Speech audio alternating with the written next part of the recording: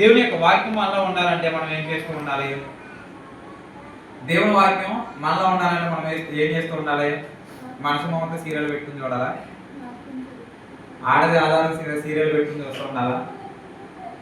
ఇంకేంటి సీరియల్ పేరు? కార్తీక దీపం అంట. బాగా చెప్తుంది. కార్తీక దీపం సీరియల్ పెట్టుకుంటే దేవుని వాక్యం మనలో ఉంటుందా? ఎంత మాత్రము దేవుని వాక్యం మనలో ఉండదు. కానీ ఎప్పుడైతే దేవుని యొక్క మందిరంలోనికి మనం వస్తుంటామో, లేదా దేవుని బిడ్డలతో మనం సావాసం చేస్తుంటామో, లేదా దేవుని యొక్క వాక్యాన్ని మనం తీసి మనం చదువుతుంటామో, అప్పుడు మాత్రమే దేవుని వాక్యం మనలో ఉంటుంది. ఈ యొక్క వాక్యము మన ప్రాణానికి సేద తీర్చేదిగా ఉంటుందని చెప్పేసి దేవుని యొక్క వాక్యము ప్రాణానికి సేద తీర్చేదిగా ఉంటుందంట. దేవుని వాక్యం ఏం చేస్తూ ఉంటుందంటే అంత మాత్రమే కాదు, గాఢంధకారపు లోయలో ప్రవేశించినా సరే మనకి ఏ అపాయానికి భయపడిన దానిగా చేస్తుంది. ఈ యొక్క వాక్యం ఏం చేస్తుంటదంటే మనకి తోడుగా నీడగా ఉంటూ వస్తుంది. మన యొక్క బాధలలో, మన యొక్క శ్రమలలో, మన యొక్క ఇబ్బందులలో, మన యొక్క జీవితము నిరాశతో చెందినప్పుడు, మన యొక్క జీవితం నిరాశలో ఉన్నప్పుడు, మన యొక్క జీవితం మన బ్రతుకంతా నలిగిపోయి దీనస్థితిలో ఉన్నప్పుడు దేవుని వాక్యం తీసి చదివినట్లయితే అది మనకి ఆదరణ కలిగజేసేదిగా ఉంటుంది. ఎందుకు పనికిరాదురా నా జీవితం అయిపోయింది అనుకున్న సమయంలో దేవుని యొక్క వాక్యము, దేవుని యొక్క బైబిల్ తీసి లేదా దేవుని దైవ జీవనం దగ్గరికి వచ్చినప్పుడు మనం సజెషన్ అడిగినప్పుడు దేవుని వాక్యం వారు తెలియపరిచే వారుగా ఉంటారు. ఆ యొక్క వాక్యం మనలో ఉన్నప్పుడు మనం పరిశీలించి మన యొక్క హృదయం అనేది ఆటోమేటిక్ గా పరిశీలనకు వస్తుంటుంది. అయ్యో నేను తప్పు చేస్తున్నాను, లేదా అయ్యో నేను దేవుని మందిరానికి వెళ్ళట్లేదు, అయ్యో లేదా నేను దేవుడి ప్రజలతో ఉండట్లేదు, లేదు పాపంలోనికి నేను కూరుకుపోతున్నాను అనే యొక్క భయం మనలో ఉంటూ వస్తుంది అనమాట. ఎప్పుడు అంటే అది దేవుని వాక్యం మనలో ఉన్నప్పుడు. అందుకనే పరీక్షించుకునే ఆ యొక్క బలలో చేయవేయాలని చెప్పేసి తెలియపరుస్తుంది. అంత మాత్రమే కాదు, దేవుని వాక్యం మీకు ఏం చేస్తూ ఉంటుందంటే హెబ్రీ రాసిన పత్రిక 4వ అధ్యాయము, హెబ్రీ పత్రిక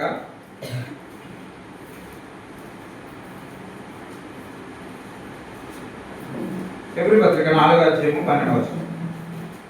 ఎందుకనగా దేవుని వాక్యము సజీవమైన బంధము కలదై రెండంచులు గల ఎటువంటి ఖడ్గము కంటేను వాడిగా ఉండి ప్రాణాత్మలను, కీళ్లను, మూలుగులను విభజించినంత మట్టుకు దూర్చు, హృదయం యొక్క తలంపులలో ఆలోచనలో శోధించు. ఎందుకంటే దేవుని వాక్యము సజీవమై బలము గలదై. సజీవం అంటే ఏంటండి? సజీవము అంటే ఏంటి? జీవించుకున్న వాళ్ళని సజీవంగానే ఉన్నారు అంటారు, మరణించిన వారిని పోయారంటారు, లేదనుకుంటే రకరకాలుగా మాట్లాడతారు. సజీవము అంటే జీవించేది. దేవుని యొక్క వాక్యము ఇప్పుడే కాదు, ఎప్పుడు కాదు, ఎప్పుడు కూడా జీవించేదిగా ఉంది. దేవుని వాక్యము జీవించేది ఉంది. ఆ యొక్క జీవించే వాక్యంలో మనకి జీవం కూడా కలుగు చేసేదిగా ఉంది.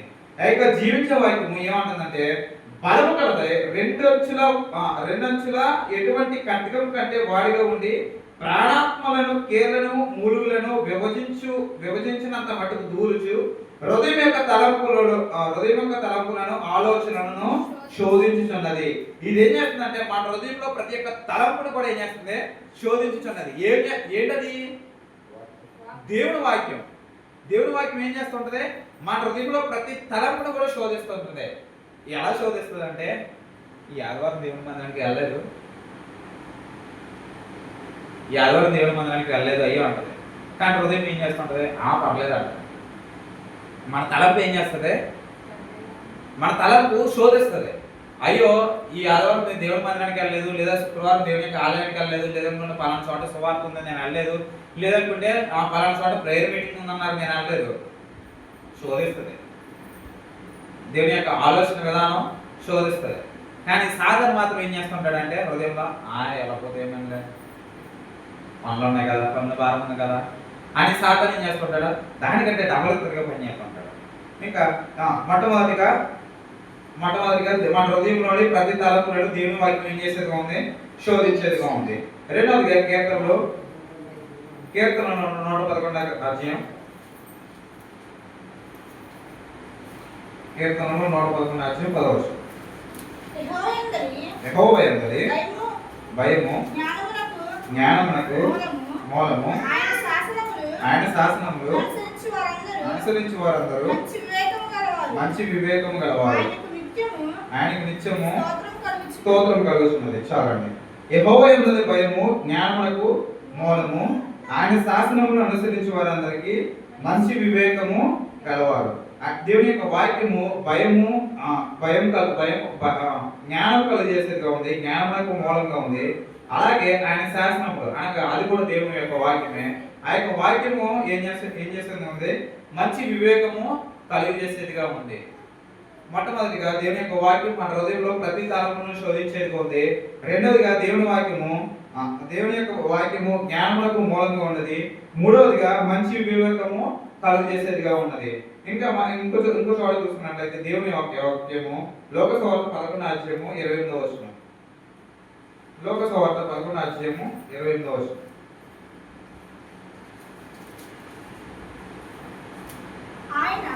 ఆయన అవును గాని దేవుని వాక్యము విని దాన్ని గైకొను వారు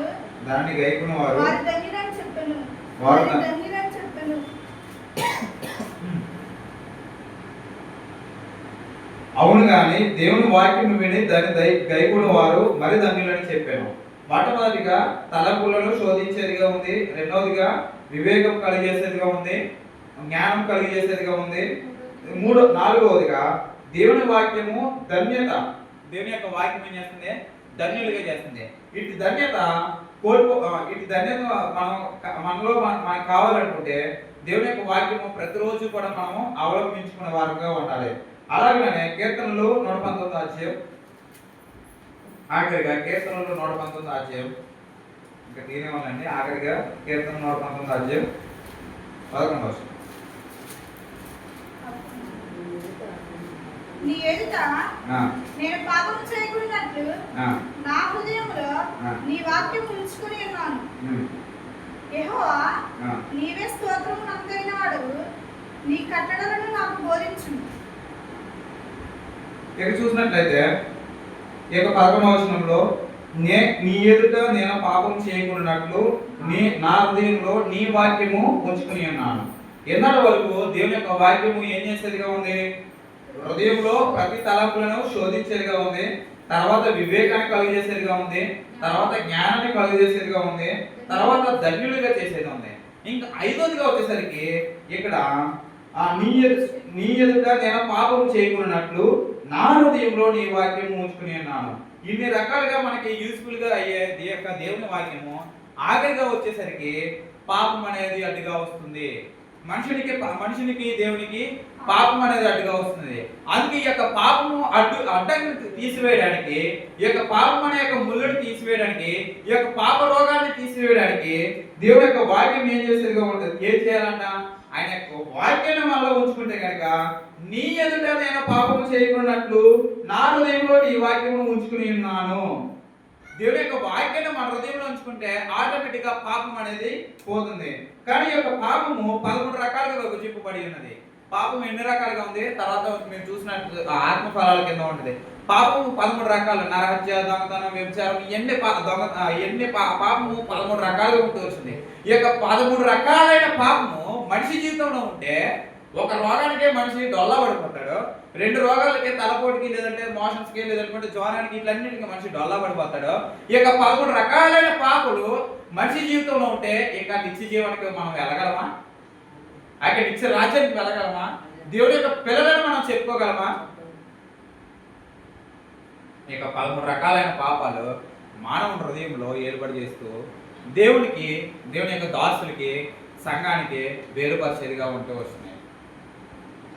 దేవుని యొక్క పిల్లలకి వేరుపరిచేదిగా ఉంటూ వస్తుంది. అంతా లోకం. ఈ యొక్క లోకంలో శరీరాశ, నేత్రాశ, జీవోపడమం తప్ప ఏమీ లేదని చెప్పేసి దేవుని యొక్క బైబిల్ సెలవిస్తుంది.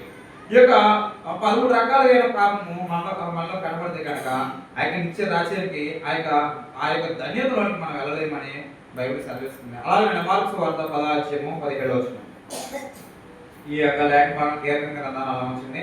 మార్కు సువార్త 10:17 ఆయన బయలుదేరి మార్గం పోవచ్చుండగా ఒకడు పరిగెత్తుకుని వచ్చి ఆయన ఎదుట మోకాలుని, సద్బోధకుడా, నిత్య జీవనకు వారసుడగుటకు నేనేం చేయగలను? ఇక్కడ ఒక ధనవంతుడు కనబడుతూ వచ్చినాడు. అతనిలో ఏ పాపము లేదు.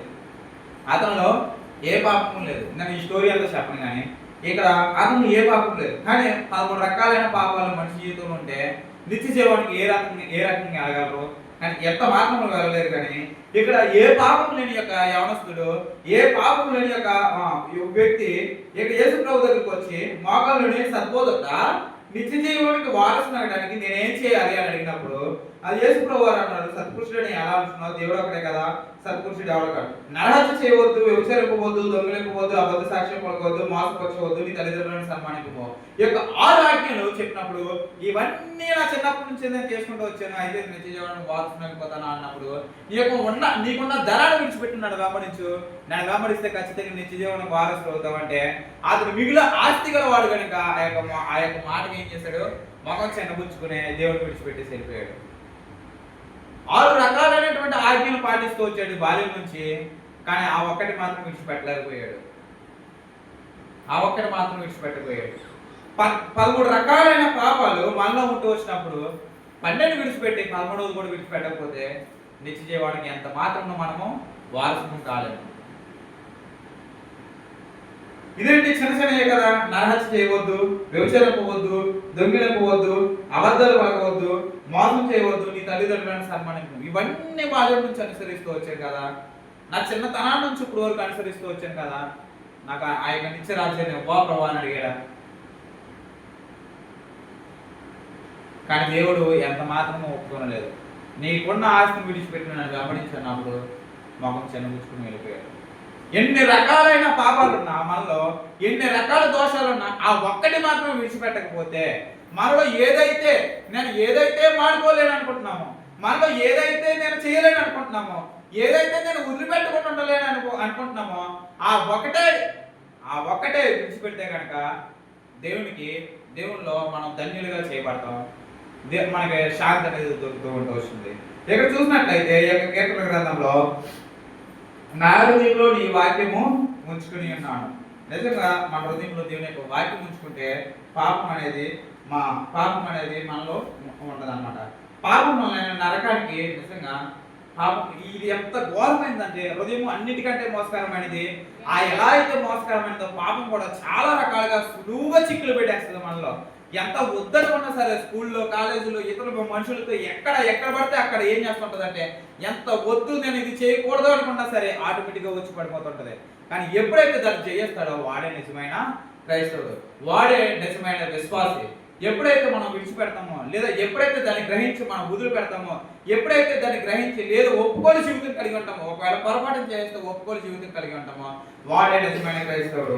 పాపం మనల్ని నరకని చక్కగా తీసుకెళ్ళి ఉంటుంది, పాపం మందును మానేమంటది, పాపము బల తీసుకోకపోతే ఏమవుతుంది అంటది. కానీ శరీరక్త మాసాలు మనం పాలు పంపులు పొందకపోతే కనుక అది నిజంగా అది శాపకరం, అది చాలా శాపకరమైంది. దేవుని యొక్క శరీరం రక్షించబడి నువ్వు మొట్టమొదటిగా ఖచ్చితంగా ప్రతి ఆదివారం ఏ పరిస్థితిలో ఉన్నా, ఎక్కడున్నా నువ్వు నిజంగా మంచాన పడిపోతే తప్ప ఆ యొక్క శరీర రక్త మాసాలు పాలు పంపులు పొందకపోతే అది నిజంగా మన శాపం, మన పిల్లలకు కూడా శాపం అవుతుంది.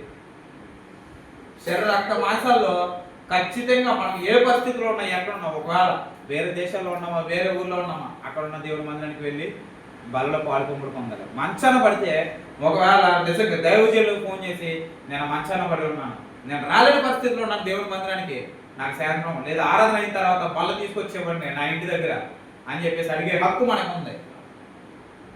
ఆ రీతిగా తీసుకోవాలి. ఏదో ఒక రీతిగా దేవుని బలలో మనం చేయవేయాలి.